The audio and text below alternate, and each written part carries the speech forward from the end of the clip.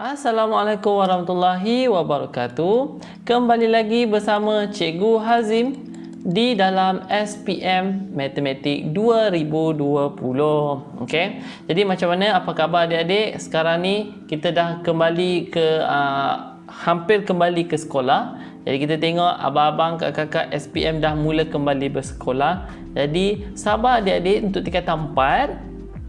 Kemungkinannya akan dalam masa tak lama lagi akan kembali ke sekolah. Tapi tak apa, macam mana sekalipun sekolah tetap diteruskan dan kehidupan mestilah tetap diteruskan. Dan jadi kita teruskan ke bab 7, graf gerakan. Okey. Bab ini berceritakan mengenai apa? Bab ini mengenai, secara generalnya bab ini mengenai graf antara dan pergerakan antara jarak dan masa, perkaitan antara jarak dan masa, perkaitan antara laju dan masa. Dan apa yang kita kena buat dalam bab ini, kita kena lukiskan graf. Okey, macam mana nak lukiskan graf? Graf tu macam mana? Apa yang y axis, apa yang x axis? Okey, di dalam paksi x, paksi y, apa yang kita kena lukis? Dan macam mana perhubungan antara jarak dan masa? Dan macam mana perhubungan kita antara laju dan masa? Tapi sebelum itu, sebelum kita bergerak kepada perkara yang seterusnya atau perkara yang penting di dalam bab ini, jom kita imbas kembali apa perhubungan tiga perkara ini, iaitu berkenaan dengan laju, jarak dan masa. Yang ni adik-adik dah belajar, dah daripada dulu lagi belajar berkenaan perkaitan antara laju, jarak dan masa, ataupun dikatakan bahasa Inggeris speed, distance over time.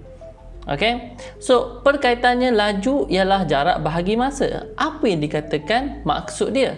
Maksud dia adalah laju itu, laju bermaksud berapa jarak yang dilalui di dalam sesuatu masa, di dalam sesuatu masa. Itu adalah pemahaman yang lebih mudah, ataupun kita boleh buat contoh. Kita tengok laju di sini jarak bahagi masa. Kalau kita tengok contoh dia, contohlah kelajuan sebuah kereta, dia boleh bergerak sejauh 100 km dalam masa 1 jam. Okey, dia boleh bergerak 100 km dalam masa 1 jam. Jadi kereta itu kita tuliskan sebagai 100 km per hour. Ini ada kaitan juga dengan unit. Okey, kita tengok unit di sini adalah kilometer per hour, bermaksud perkaitan jaraknya kilometer dan jarak dan masa dia, unitnya adalah jam. Kita boleh jadi meter per saat, boleh jadi kilometer per saat, boleh jadi meter per jam, tak ada masalah. Sama juga macam distance, kena ingat unitnya adalah kilometer per hour, ataupun kita tengok perkaitannya berapa jarak yang dilalui dalam sesuatu masa. If we look for an example in the speed here, the car or maybe the motorcycle move in 50 km in 1 hour.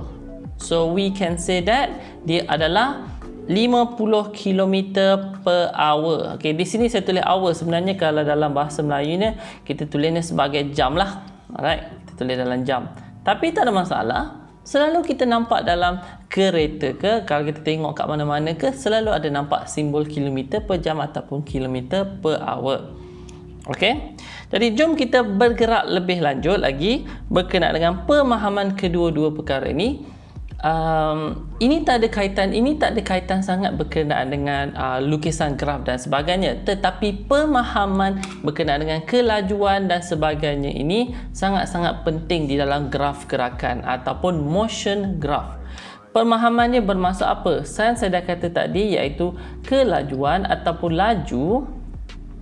laju di sini. Okey, sekejap. Laju di sini sama dengan jarak bahagi masa. Kalau kita tengok kereta itu boleh bergerak dalam masa 1 jam, kereta tu boleh bergerak sejauh 80 km. Jadi kita boleh labelkan kelajuan kereta itu sebagai 80 km per jam. Jadi macam mana kalau soalan bertanya macam mana pergerakan kereta itu ataupun berapa jarak kereta yang dilalui jika masa yang diambil adalah 5 jam. Okey, berapa jarak yang dilalui. Jadi perkataan ini kita boleh menggunakan sebagai konsep nisbah ataupun perumpamaan ataupun perbandingan. Kalau 1 jam mengambil masa 80 km dan di sini darat 80, 5 jam berapa jarak dia? Kena darab 80 juga, iaitu kita akan dapat 400 km. Okey, kelajuan tetap sama. Kelajuannya tetap 80 km per jam. Tetapi dalam 5 jam kereta tu boleh bergerak 400 km. Kalau kita buat perbandingan yang lain, sebagai contoh kita menggunakan bahasa Inggeris, speed iaitu distance over time. If we look on the example of the aeroplane, move in 500 km in 1 hour. Just for an example, I don't know the real exact speed. Sebagai contoh sahaja, kita ambil 1 hour, dalam masa 1 jam, kapal terbang itu boleh bergerak dalam 500 km.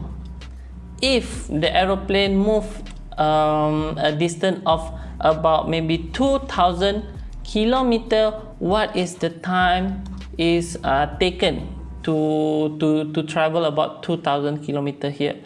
Jadi sama juga, kalau daripada 500 nak pergi ke 1, kita bahagi dengan 500, dan di sini juga bahagi dengan 500 menggunakan konsep perumpamaan ataupun ratio and proportion, dan di sini kita boleh nampak dia mengambil masa dalam 4 hour sahaja, or 4 hour only. So this is the concept that we want to apply, and this is the concept that you need to understand first before we go further. Okay, jadi itu sahaja berkenaan dengan pengenalan bab graf gerakan ini. Alright, jadi itu sahaja daripada Cikgu Hazim. Jika ada sebarang pertanyaan, boleh tinggalkan komen di bawah dan sila tekan like, share dan subscribe untuk video-video yang seterusnya. Dan cikgu juga ada tinggalkan link Telegram, grup Telegram di bawah untuk bertanyakan lebih lanjut. Alright, jadi itu sahaja daripada cikgu. Terima kasih. Bye-bye.